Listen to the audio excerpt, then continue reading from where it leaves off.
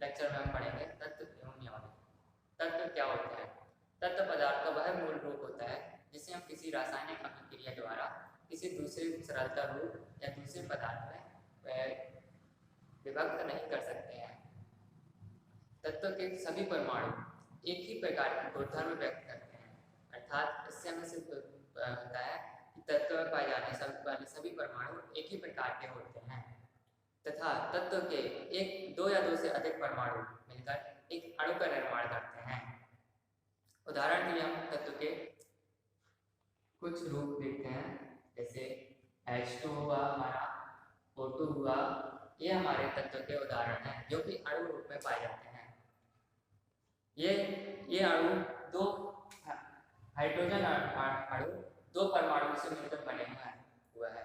इसी प्रकार जो हमारा ऑक्सीजन का एक अणु है वह ऑक्सीजन के दो परमाणु से मिलकर बना हुआ है। कुछ तत्व ऐसे भी होते हैं जिनके एक परमाणु मिलकर एक अणु का निर्माण करते हैं, और वो हम उदाहरण में देखते हैं। हीलियम, नियॉन, आर्गन,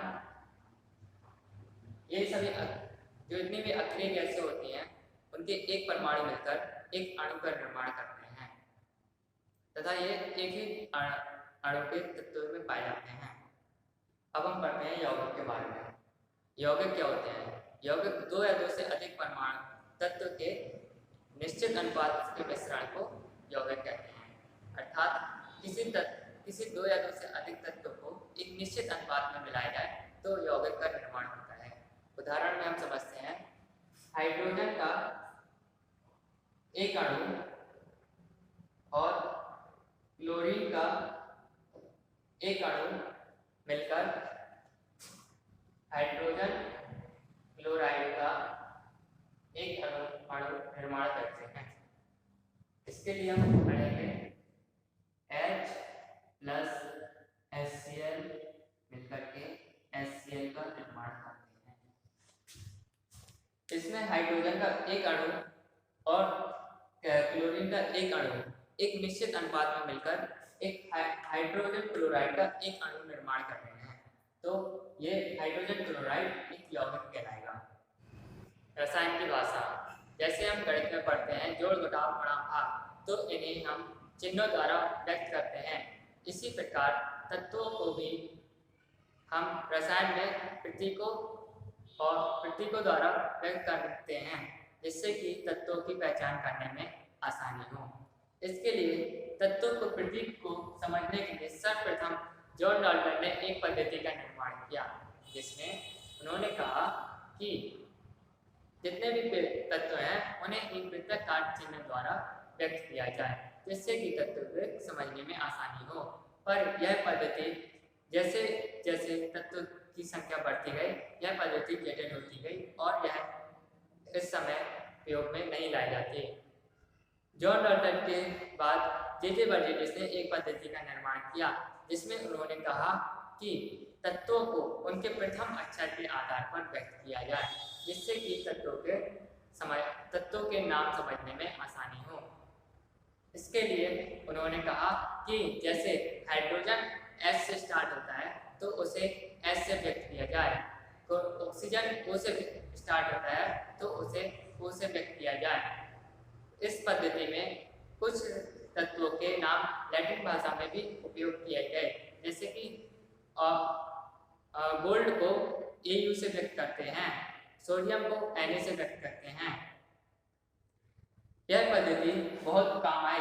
इसमें हाइड्रोजन को H से, ऑक्सीजन को O से, सोडियम को Na से, गोल्ड को Au से, सिल्वर को Ag से इस प्रकार व्यक्त किया गया। पर इस पद्धति में कभी कभी दिक्कत आई, जैसे कुछ तत्व ऐसे भी पाए गए जिनके शुरुआती अक्षर समान हैं, जैसे हीलियम और हाइड्रोजन। तो इस पद्धति में तत्वों के दूसरे अक्षर को लघु अक्षर नाम व्यक्त किया गया और उन्हें दो अक्षरों पे व्यक्त करना प्रारंभ किया गया, जैसे हाइड्रोजन को H से व्यक्त किया गया और हीलियम को He से व्यक्त किया गया, कार्बन को C से व्यक्त किया गया और क्लोरीन को Cl से व्यक्त किया गया। अम्ल, क्षारक एवं लवण। अम्ल वे पदार्थ होते हैं जो स्वाद में खट्टे होते हैं, अर्थात इन पदार्थों का स्वाद खट्टा होता है। अम्ल को इंग्लिश में एसिड भी बोलते हैं। एसिड शब्द लैटिन भाषा एसियन से मिलकर एसिया से बना हुआ है, जिसका अर्थ खट्टा होता है। अम्ल दो प्रकार के होते हैं, क्षीण अम्ल और प्रबल अम्ल। क्षीण अम्ल का उपयोग हम भोज्य पदार्थों में करते हैं। क्षीण अम्ल को हम प्राकृतिक और कार्बनिक अम्ल भी बोलते हैं। इन क्षीण अम्ल का प्रयोग हम सामान्य जीवन में कर सकते हैं। प्रबल अम्ल वे अम्ल होते हैं जो बहुत ही प्रबल प्रकृति के होते हैं, अर्थात इनका उपयोग हम दैनिक जीवन में नहीं कर सकते। ये अम्ल त्वचा में पड़ने पर त्वचा को जला भी देते हैं। क्षीण अम्ल के उदाहरण इस प्रकार हैं।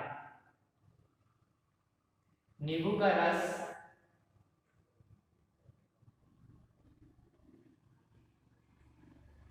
रस, क्षीण अम्ल की प्रकृति का में आता है, और H2SO4, HCl, सल्फ्यूरिक अम्ल और हाइड्रोजन क्लोराइड ये अम्ल प्रबल प्रकृति के कहलाते हैं। अब हम पढ़ते हैं क्षारक वे पदार्थ होते हैं जो साबुन जैसी झाग उत्पन्न करते हैं। इन्हें हाथ पर लगने पर साबुन जैसा झाग उत्पन्न होता है। ये पदार्थ NaOH, सोडियम हाइड्रोक्साइड, ये पदार्थ क्षारक के रूप में उपयोग होते हैं। ये पदार्थ इनको सोडा भी बोलते हैं।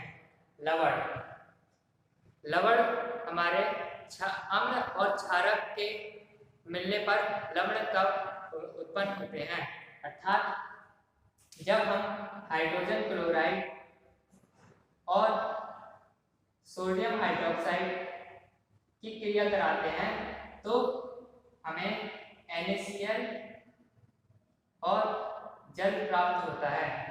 NaCl हमारा लवण कहलाता है। ये लवण दो प्रकार के भी हो सकते हैं, एक अम्ल प्रकृति के लवण और एक क्षार प्रकृति के लवण। अम्ल प्रकृति के लवण वो होते हैं जिन लवण में अम्ल की कुछ मात्रा पाई जाती है, अर्थात अम्ल के कुछ गुण पाए जाते हैं।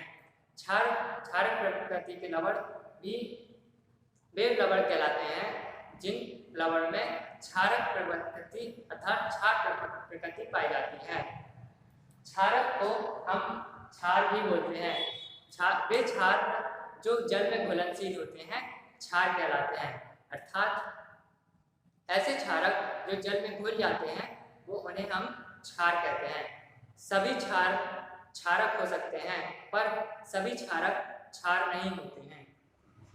अम्ल एवं क्षार की उदासीनीकरण प्रक्रिया वह प्रक्रिया जिसमें हम अम्ल एवं क्षारक की रासायनिक अभिक्रिया कराकर उन्हें उदासीन करते हैं, अर्थात ये अम्ल एवं क्षार प्रक्रिया करके एक उदासीनीकरण प्रक्रिया करते हैं जिसमें लवण की प्राप्ति होती है। उदाहरण के लिए हम समझते हैं HCl प्लस NaOH। जब हम हाइड्रोजन क्लोराइड और सोडियम हाइड्रोक्साइड की क्रिया कराते हैं तो